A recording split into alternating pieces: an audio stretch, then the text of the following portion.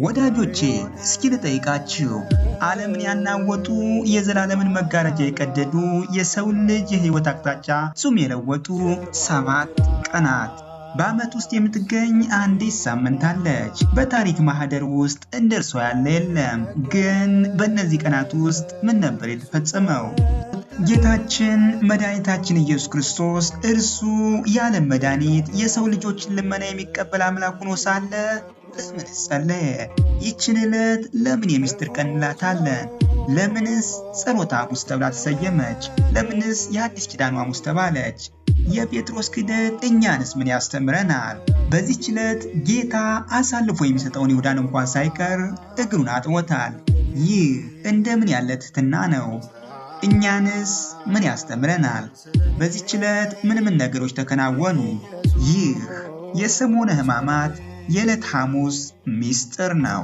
በስመ አብ ወወልድ ወመንፈስ ቅዱስ አሐዱ አምላክ አሜን። በዕለተ ሐሙስ ጌታችን መድኃኒታችን ኢየሱስ ክርስቶስ እርሱ የዓለም መድኃኒት የሰው ልጆችን ልመና የሚቀበል አምላክ ሆኖ ሳለ በዚች ቀን በአትክልቱ ቦታ ገብቶ አይሁድ መጥተው እስከሚይዙት ድረስ ሥጋን የተዋሃደ ፍጹም አምላክ ፍጹም ሰው መሆኑን ለማጠየቅ ለአርአያነት ይጸልይ ስለነበር ይህች ዕለት ጸሎተ ሐሙስ ተብላ ትጠራለች። ጌታችንም በዚህ ዕለት ደቀ መዛሙርቱን አብዝቶ ሲያስተምራቸው ሲመክራቸው ቆይቶ ነበር። ዓይኖቹንም በዕለተ ሐሙስ ጌታችን መድኃኒታችን ኢየሱስ ክርስቶስ እርሱ የዓለም መድኃኒት የሰው ልጆችን ልመና የሚቀበል አምላክ ሆኖ ሳለ በዚህች ዕለት በአትክልቱ ቦታ ገብቶ አይሁድ መጥተው እስከሚይዙት ድረስ ሥጋን የተዋሃደ ፍጹም አምላክ ፍጹም ሰው መሆኑን ለማጠየቅ ለአርአያነት ይጸልይ ስለነበር ይህች ዕለት ጸሎተ ሐሙስ ተብላ ትጠራለች። ጌታችን በዚህች ዕለት ደቀ መዛሙርቱን አብዝቶ ሲያስተምራቸው ሲመክራቸውም ቆይቶ ነበር። ዓይኖቹን ወደ ሰማይ አቅንቶም እርሱ ከአባቱ ጋር አንድ እንደሆነም ነግሯቸዋል። ከዚያም ለብቻው ፈቀቅ ብሎ ወዙ እስኪፈስ ድረስ ከሰገደና ከጸለየ በኋላ ወደ ደቀ መዛሙርቱ ሲመለስ ተኝተው ስላገኛቸው ከተኙበት ቀስቅሶ 1 ሰዓት ያህል እንኳን ከኔ ጋር መትጋት አቃጣችሁን? ወደ ፈተና እንዳትገቡ ትጉና ጸልዩ ብሏቸዋል። ከዚህ በኋላ እርሱ ከባሕርይ አባቱ ከእግዚአብሔር አብ ጋር ስላለው አንድነትና ክብር ለሐዋርያት ካስተማራቸው በኋላ ኢየሱስም ይህንን ተናግሮ አትክልት ወዳለበት ስፍራ ወደ ቄድሮን ወንዝ ማዶ ከደቀ መዛሙርቱ ጋር ወጣ። በዚያም ገባ ተብሎ በዮሐንስ ወንጌል ምዕራፍ 18 እንደተጻፈ። ኢየሱስም ከዚህ በኋላ ከደቀ መዛሙርቱ ጋር ጌቴሴማኒ ወደሚባል የአትክልት ስፍራ ሄደ። እነርሱንም ወደዚያ ሄጄ በምጸልይበት ጊዜ እናንተ እዚህ ተቀመጡ አላቸው። ከእርሱም ጋር ጴጥሮስንና 2ቱን የዘብዴዎስን ልጆች ይዞ ሄዶ ይተክዝና ይጨነቅ ጀመር። ከዚያም ነፍሴ እስከ ሞት ድረስ እጅግ አዝናለች፣ እዚህ ሁኑና ከኔ ጋር ልቅታችሁ ቆዩ አላቸው። ጥቂት እልፍ ብሎ በግንባሩ በመደፋት አባቴ ሆይ ቢቻል ይህ ጽዋ ከኔ ይለፍ፣ ነገር ግን እኔ እንደምፈልገው ሳይሆን አንተ እንደምትፈልገው ይሁን ብሎ ጸለየ። ከዚያም ተመልሶ ወደ ደቀ መዛሙርቱ ሲመጣ ተኝተው አገኛቸው። ጴጥሮስንም እንዲህ አለው፣ እንግዲህ ከኔ ጋር ለ1 ሰዓት እንኳን መትጋት አቃጣችሁን? ወደ ፈተና እንዳትገቡ ትጉና ጸልዩ። መንፈስ ዝግጁ ነው፣ ሥጋ ግን ደካማ ነው አላቸው። እንደገና ለሁለተኛ ጊዜ ሄዶ አባት ሆይ ይህ ሳልጠጣው የማያልፍ ጽዋ ከሆነ ፈቃድህ ይፈጸም ብሎ ጸለየ። እንደገናም በመጣ ጊዜ ዓይኖቻቸው በእንቅልፍ ከብደው ስለነበር ተኝተው አገኛቸው። ትቷቸውም እንደገና በመሄድ ለ3ኛ ጊዜ ቀደም ብሎ የጸለየውን ጸሎት ደገመ። ከዚያም ወደ ደቀ መዛሙርቱ ተመልሶ እንዲህ አላቸው፣ እነሆ ሰዓቱ ቀርቧል፣ የሰው ልጅ በኃጢአተኞች እጅ አልፎ ይሰጣል። ተነሱ እንሂድ፣ እነሆ አሳልፎ የሚሰጠኝ ቀርቧልና። የአስቆሮቱ ይሁዳም ይህችን ስፍራ ቀድሞ ጌታ ይወዳት እንደነበር ያውቃልና የካህናት አለቆችንና ጸሐፍት ፈሪሳውያንን እንደዚሁም ሌሎች ጋሻና ጦርን የያዙትን ጭፍሮችን አስከትሎ ወደ እርሱ መጣ። በዚያም ጊዜ ጌታችን ወደ እነርሱ ቀርቦ ማንን ትፈልጋላችሁ አላቸው። እነርሱም የናዝሬቱን ኢየሱስን እንፈልጋለን አሉት። ያን ጊዜም ይሁዳ ወደ እርሱ ቀርቦ መምህር ሆይ ቸር አለህን? ሰላም ላንተ ይሁን ብሎ ሳመው። መሳሙም ኢየሱስ ከደቀ መዛሙርቱ መካከል የትኛው እንደሆነ ለአይሁድ ለይቶ ለማሳየት የተጠቀመው የጥቆማ ምልክት ነበር። ምክንያቱም የጌታ መልክና የወንጌላዊ ዮሐንስ መልክ ይመሳሰልባቸው ነበርና። ያን ጊዜም ጌታችን ይሁዳን እንደዚህ አለው፣ የሰውን ልጅ በመሳም አሳልፈህ ትሰጣለህን? በኢየሱስ ዙሪያ የነበሩ ሰዎችም ሁኔታውን ተመልክተው ጌታ ሆይ በሰይፍ እንምታቸው አሉት። ከእነርሱም አንዱ የሊቀ ካህናቱን ባሪያ መትቶ ቀኝ ጆሮውን ቆረጠው። ኢየሱስም እንዲህ አለው፣ በል ሰይፍህን ወደ ሰገባው መልስ። ሰይፍን የሚመዝ ሁሉ በሰይፍ ይጠፋሉ። ካስፈለገ አባቴ ብለምነው ከ12ቱ ክፍለ ሰራዊት የሚበልጡ መላእክት የማይሰድልኝ ይመስልሃልን? ይህ ቢሆን ደግሞ ቅዱሳን መጻሕፍት ይሆናል ያሉት ነገር እንዴት ይፈጸማል? በዚያ ጊዜ ኢየሱስ ሕዝቡን እንዲህ አላቸው፣ ወንበዴ እንደሚይዝ ሰው ሰይፍና ዱላ ይዛችሁ ልትይዙኝ መጣችሁ። በየዕለቱ በቤተ መቅደስ ተቀምጬ ሳስተምር አልያዛችሁኝም ነበር። ነገር ግን ይህ ሁሉ የሆነው ነቢያት በቅዱሳን መጻሕፍት የተናገሩት ይፈጸም ዘንድ ነው። በዚያ ጊዜ ደቀ መዛሙርት ሁሉ ጥለውት ሸሹ። ከዚህ በኋላ ከእርሱ ጋር የመጡት አይሁድና ጭፍሮቻቸው ጌታ ኢየሱስንም በስድስተኛው ሌሊት ያዙት። ወደ ሽማግሌዎችና ወደ ሊቀ ካህናቱ ወደ ቀያፋ ወሰዱት። ጴጥሮስ ግን ከሩቅ ሆኖ ይመለከት ነበር። የነገሩንም ፍጻሜ ያይ ዘንድ ከአንድ ቅጥር ገብቶ ተቀመጠ። በዚህ ጊዜ ኢየሱስን የያዙት ሰዎች የኦሪት ሕግ መምህራንና የሕዝብ ሽማግሌዎች ተሰብስበው ወደ ነበሩበት ወደ ሊቀ ካህናቱ ወደ ቀያፋ ወሰዱት። ነገር ግን ጴጥሮስ ከርቀት ሆኖ እስከ ሊቀ ካህናቱ ቅጥር ግቢ ይከተለው ነበር። ወደ ውስጥም ገብቶ የሁኔታውን መጨረሻ ለማየት ከጠባቂዎቹ ጋር ተቀመጠ። በዚህ ጊዜ የካህናት አለቆችና የአይሁድ ሸንጎ በሙሉ ኢየሱስን ለማስገደል የሐሰት ማስረጃ ይፈልጉ ነበር። ብዙ የሐሰት ምስክሮች ቢቀርቡም በቂ ማስረጃ አላገኙም። በኋላ ግን ሁለት የሐሰት ምስክሮች ቀርበው ይህ ሰው የእግዚአብሔርን ቤተ መቅደስ አፍርሼ በ3 ቀን ውስጥ መልሼ ልሰራ እችላለሁ ብለዋል በማለት ተናገሩ።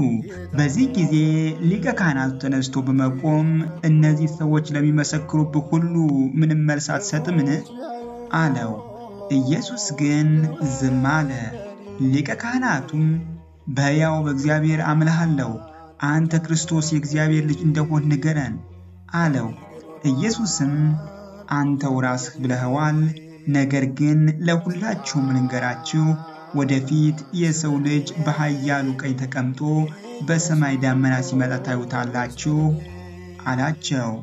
በዚህ ጊዜ ሊቀ ካህናቱ ልብሱን ቀዶ በእግዚአብሔር ላይ የስድብ ቃል ተናግሯል፣ ከዚህ ሌላ ምን ምስክርነት ያስፈልጋል? በእግዚአብሔር ላይ የስድብ ቃል መናገሩን እናንተው ራሳችሁ ሰምታችኋል። ምን ይመስላችኋል? አላቸው። እነርሱም ሞት ይገባዋል ብለው መለሱለት። በዚህ ጊዜ ፊቱ ላይ እየተፉ በጡጫ መቱት። ሌሎችም በጥፊ እየመቱት ክርስቶስ ሆይ ማን ነው የመታህ? እስኪ ትንቢት ንገረን እያሉ ይዘባበቱበት ጀመር። ኢየሱስን አስረው ይጠብቁት የነበሩ ሰዎችም ያፌዙበትና ይመቱት ጀመር። ዓይኖቹንም ሸፍነው ትንቢት ተናገር፣ ማን ነው የመታህ እያሉ ይጠይቁት ነበር። ሌላም ብዙ የስድብ ቃል እየተናገሩ ያቃሉት ነበር። ከዚህ ላይ የጴጥሮስን ክህደትና ንስሐ መግባቱን እንመልከት። በሉቃስ ወንጌል ምዕራፍ 22 ቁጥር 55 ላይ እንደተጻፈው ሰዎቹ በሊቀ ካህናቱ ግቢ ውስጥ እሳት አንድደው በአንድነት ተቀምጠው ሳለ ጴጥሮስም ከእነርሱ ጋር ተቀምጦ ነበር። አንዲት የቤት ሰራተኛም ጴጥሮስን እሳቱ አጠገብ ተቀምጦ አየችውና ትኩር ብላ በመመልከት ይህ ሰው ደግሞ ከእርሱ ጋር ነበር አለች። እርሱ ግን አንቺ ሴት እኔ አላውቀውም ብሎ ካደ። ከጥቂት ጊዜ በኋላ አንድ ሌላ ሰው አይቶት አንተም ደግሞ ከእርሱ ጋር አንዱ ነህ አለው። ጴጥሮስ ግን አንተ ሰው እኔ አይደለሁም አለ። አንድ ሰዓት ያህል ቆይቶም ሌላ ሰው በእርግጠኝነት ይህ ሰው የገሊላ ሰው ስለሆነ በእውነት ከእርሱ ጋር ነበር አለ። ጴጥሮስ ግን አንተ ሰው የምትለውን እኔ አላውቀውም ሲል መለሰለት። ይህንን ተናግሮ ገና ሳይጨርስ ዶሮ ጮኸ። ኢየሱስም መለስ ብሎ ጴጥሮስን ተመለከተው። ጴጥሮስም ዛሬ ዶሮ ሳይጮህ 3 ጊዜ ትክደኛለህ ብሎ ጌታ የተናገረው ቃል ትዝ አለው። ጴጥሮስም ወደ ውጭ ወጥቶ ምርር ብሎ አለቀሰ። በነጋም ጊዜ የሕዝብ ሽማግሌዎች፣ የካህናት አለቆችና ጸሐፍት ፈሪሳውያን ተሰባሰቡ። ኢየሱስንም በሸንጓቸው ፊት አቀረቡት። እነርሱም አንተ ክርስቶስ ነህን? እስኪ ንገረን አሉት። ኢየሱስም እንዲህ አላቸው፣ ብነግራችሁ አታምኑኝም፣ ብጠይቃችሁም አትመልሱም። ነገር ግን ከአሁን ጀምሮ የሰው ልጅ በእግዚአብሔር ኃይል ቀኝ ይቀመጣል። በዚህ ጊዜ ሁሉም ታዲያ አንተ የእግዚአብሔር ልጅ ነህን? ሲሉ ጠየቁት። እርሱም መልሶ መሆኔን እኮ እናንተው ተናገራችሁት አላቸው። እነርሱም ከእንግዲህ ሌላ ምስክር ምን ያስፈልጋል? ራሳችን ከገዛ አንደበቱ ሰምተናልና አሉ። ያን ጊዜ ሊቀ ካህናቱ ተናዶ ልብሱን ቀደደው፣ ራሱንም በብረት ዘንግ መቱት። ይህም ጊዜ የመከራው ጅማሬ ነበር። ሌላው ጸሎተ ሐሙስ የሚስጥር ቀን በመባል ይታወቃል። ከሰባቱ ሚስጥራተ ቤተ ክርስቲያን መካከል አንዱ የሆነው ሚስጥረ ቁርባን የተመሰረተበት በዚህች ዕለት ነውና ይህች ዕለት የሚስጥር ቀን ተብላ ትጠራለች። መድኃኒታችን ኢየሱስ ክርስቶስ በዚህች ዕለት ሐሙስ ለዓርብ ምሽት በሁለተኛው ሰዓት ሌሊት ህብስቱን ባርኮ ለ13 ከፈተተ በኋላ ለደቀ መዛሙርቱ ሰጥቷቸዋል። እንጀራውንም አነስቶ ባረከ፣ ቆርሶም ለደቀ መዛሙርቱ ሰጠና እንካችሁ ብሉ፣ ይህ ሥጋዬ ነው አለ። ጽዋውንም አነስቶ አመስግኖ ሰጣቸው፣ እንዲህም አለ፣ ሁላችሁም ከእርሱ ጠጡ፣ ስለ ብዙዎች ለኃጢአት ይቅርታ የሚፈሰው የአዲስ ኪዳን ደሜ ነው ተብሎ እንደተጻፈ 13ኛውን ደግሞ ምንም እንኳን የሚጠቅመው ባይሆንም ለእርሱ የሚቀበለው አድርጎታል። ቀምሶ አቀመሳቸው እንዲል አንድም አብነት ለመሆን እንደዚሁም ደግሞ ነገ በመልዕልተ መስቀል 13ቱን ሕማማተ መስቀል እቀበላለሁ ሲል ነው። ጌታ ይህንን አርአያ ባያደርግልን ኑሮ ዛሬ ካህኑ የጌታን ሥጋና ደም ሳይቀበል አቀብሎ ብቻ በሄደ ነበርና ይህንን ሥርዓት ለማስተማር ነው። በዚህ መሰረት እኛ ከእርሱ ከመድኃኒታችን ከኢየሱስ ክርስቶስ ጋር አንድ የምንሆንበትን ሚስጥር ለደቀ መዛሙርቱ የገለጸባት ዕለት በመሆኗ ይህች ዕለት የሚስጥር ቀን ተብላ ትጠራለች። በዚህ ዕለት የቅዳሴ አገልግሎት የሚፈጸም ሲሆን የቅዳሴው ሥርዓትም ዝቅ ባለ ድምፅ በለሆሳስ ነው። የቃጭሉን አገልግሎት የሚተካው ጸናጽል ሲሆን ይህም አይሁድ ጌታችንን ሊይዙት በመጡ ጊዜ ድምፃቸውን ዝግ አድርገው በለሆሳስ እየተነጋገሩ መምጣታቸውን ለማሰብ ነው። በዚህች ዕለት ኦርቶዶክሳውያን ምዕመናን ቀድመው ራሳቸውን በንስሐ በማዘጋጀት ቅዱስ ሥጋውና ክቡር ደሙን ይቀበሉባታል። ሦስተኛው ደግሞ ይህች ዕለት የአዲስ ኪዳን ሐሙስ ትባላለች። ይህች ዕለት መድኃኒታችን ኢየሱስ ክርስቶስ ራሱን የተወደደ መስዋዕት አድርጎ የገለጸባት፣ በንሳት ደም ይቀርብ የነበረው መስዋዕተ ኦሪትም አብቅቶ አማናዊው የአዲስ ኪዳን መስዋዕት ለድኅነት ዓለም የተበሰረባትና የተጀመረባት ዕለት በመሆኗ የአዲስ ኪዳን ሐሙስ እየተባለች ትጠራለች። አራተኛ ይህች ዕለት የሕጽበተ እግር ቀን ትባላለች። በዚህች ዕለት በመጀመሪያው ሰዓተ ሌሊት ማበሻም ጨርቅ ወስዶ ታጠቀ። በኋላም በመታጠቢያ ውሃ ጨመረ። የደቀ መዛሙርቱን እግር ሊያጥብና በታጠቀበት ማበሻ ጨርቅ ሊያብስ ጀመር። ወደ ስምዖን ጴጥሮስም መጣ። እርሱም ጌታ ሆይ አንተ የኔን እግር ታጥባለህን? አለው። ኢየሱስም መልሶ እኔ የማደርገውን አንተ አሁን አታውቅም፣ በኋላ ግን ታስተውላለህ አለው። ጴጥሮስም የኔን እግር ለዘላለም አታጥበኝም አለው። ኢየሱስም ካላጠብሁህ ከኔ ጋር እድል ፈንታ የለህም ብሎ መለሰለት። ስምዖን ጴጥሮስም ጌታ ሆይ እጄንና ራሴን ደግሞም እንጂ እግሬን ብቻ አይደለም አለው። ኢየሱስም የታጠበ እግሩን ከመታጠብ በቀር ሌላ አያስፈልገውም፣ ሁለንተናው ግን ንጹሕ ነው። እናንተም ንጹሐን ናችሁ፣ ነገር ግን ሁላችሁም አይደላችሁም አለው። አሳልፎ የሚሰጠውን ያውቅ ነበርና፣ ስለዚህ ሁላችሁም ንጹሐን አይደላችሁም አለ። እግራቸውንም አጥቦ ልብሱንም አንስቶ ዳግመኛ ተቀመጠ። እንዲህም አላቸው፣ ያደረግሁላችሁን አስተውላችኋልን? እናንተ መምህርና ጌታ ትሉኛላችሁ፣ እንዲሁ ነኝና መልካም ትላላችሁ።